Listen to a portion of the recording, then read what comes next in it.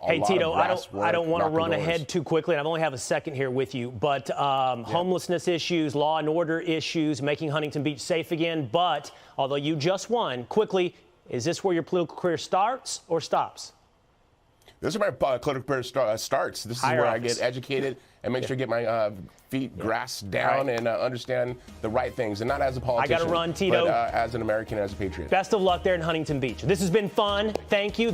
2022 is the most important election of our history, of American history, and I think that right now it's our time to speak up. And the people that call us the silent majority, stop being the silent majority. Step up and be the ones that are verbal, because that's why they are. They're small, but they attack as loud as they possibly can. You know, it's like how big the dog is not the thing. It's how bad does he bite or bark.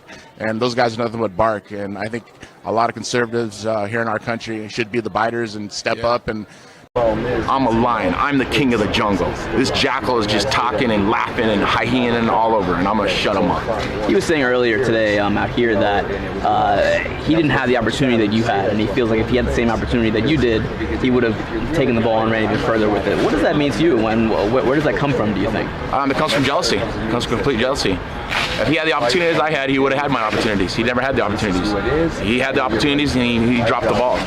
He's not hard.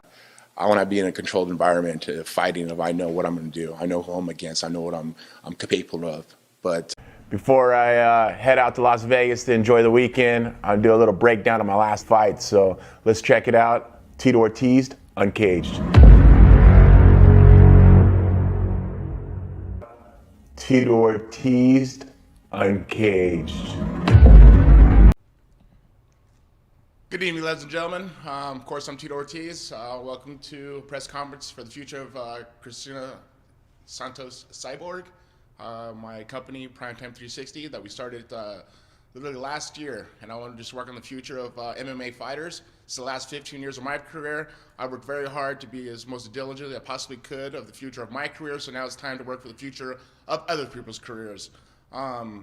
With, of course, my partner, George Pragine, and Tony, and of course, our client, Chris Cyborg. I want to work on the future of her career. People want to see her in the UFC fight at 135, which is literally impossible for her to happen to make that weight. And we'll show you tonight the reason why this is going to happen. But the future of her career and fighting career is in my hands. And my hands are as solid around her as possibly, and to make sure the future of her fight career, no matter what, is as successful as possible. And tonight we're going to show that. So we've actually worked very hard of working for Chris's future of what she's going to be doing on her fighting, and we have her fight actually will be happening in April. So before that, actually, I just want to let everybody know to recognize that for a woman to cut down to a weight of 135, where she's been cutting down to 145 to make the weight actually happen, I want all you guys to see she's in fight shape already right now. She's already getting ready for the fight, like I say, on April 5th. Chris, can you please step up and step on the scale? I just want you guys just to show you guys just the weight that she is walking around right now.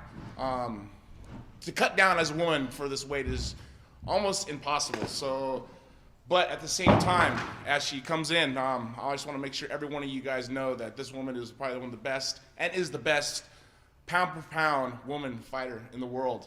And Chris will step on. At 160 pounds, or excuse me, 160 pounds, for her to cut down literally to 135 will be impossible. And if anybody has ever cut weight, you would understand for a woman to get down to this weight would be impossible. Chris, step on. I really just want to make sure people understand that her at 145 pounds is the weight class that she'll be competing at. I wish UFC had a 145 pound weight class, because this would be fight be happening against Ronda Rousey. But I want to be very thankful for UFC letting her go the way they did, and being very professional about the things. But the future of Chris Cyborg actually will be this right here.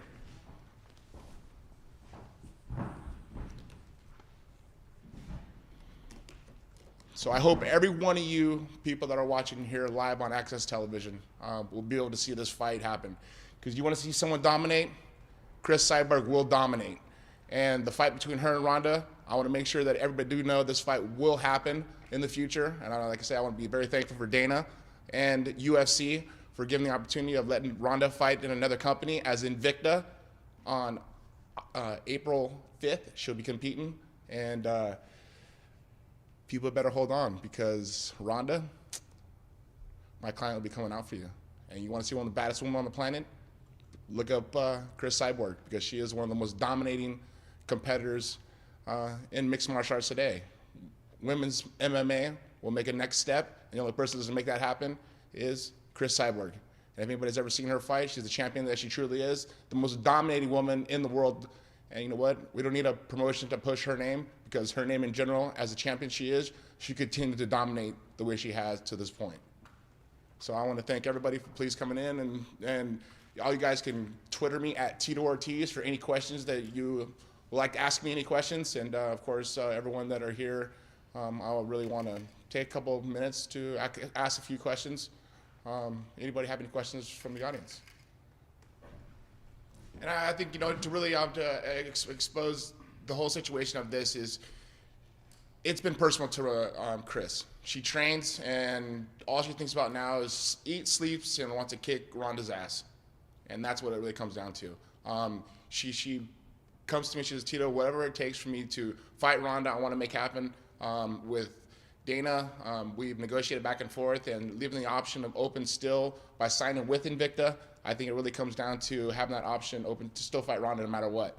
If hopefully Ronda wins on the 23rd of February, but if she loses, the fight will still happen no matter what. And hopefully Dana will make this happen at a catchweight at 140 or at 145. It don't matter. As I say, Cris will go on to Invicta and become the world champion. She's gonna have one fight, the fight that you'll see right here on April 5th, live on pay-per-view. After that, she'll be fighting for the title and become a world champion again. Her past was her past. Her future is in my hands. I'm gonna make sure that her future is very strong and very respectful to the fans and to the sport of mixed martial arts and MMA. That pretty much concludes the press conference. I appreciate everybody who's came in tonight. Welcome to the future of Primetime 360. Tito, let me start with you. On Friday, you held a press conference at your gym to announce that Cris had signed with Invicta, and she was going to be making her Invicta debut in April. You have received some criticism about that press conference, your performance, some of the things that you said. Looking back, are you happy with the press conference? You know, over in general, yes, I'm happy just because of the future of Cris Cyborg, what she's going to be doing. That was my main goal, and just to let people know what she's going to be doing. But in general, no, not really. I think I got some work to do, but, you know. What up, Council? My name is Chad Kroger. I come to you with a big request. I love the Vans off-the-wall skate park here in Huntington, and I frequently go there to rip on my scooter with JT. What up?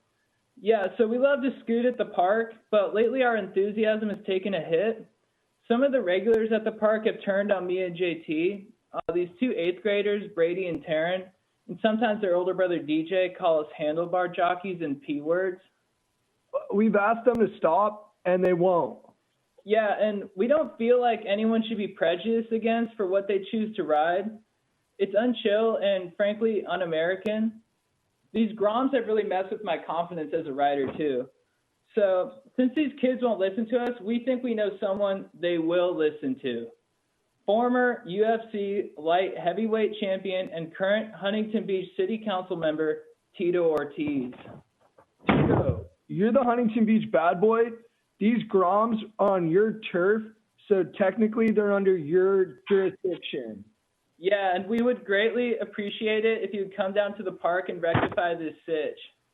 We know the council has given you a lot of flack for not wearing a mask, but we have not forgotten that you have a super important skill set. We don't want you to ragdoll these 8th graders like they're Ken Shamrock, but we would like you to at least pose the threat of violence until they back off. Yeah, we just want to scoot in peace. We're going to go down on Wednesday if you can come. Thanks, dudes. Thank you. Thank you.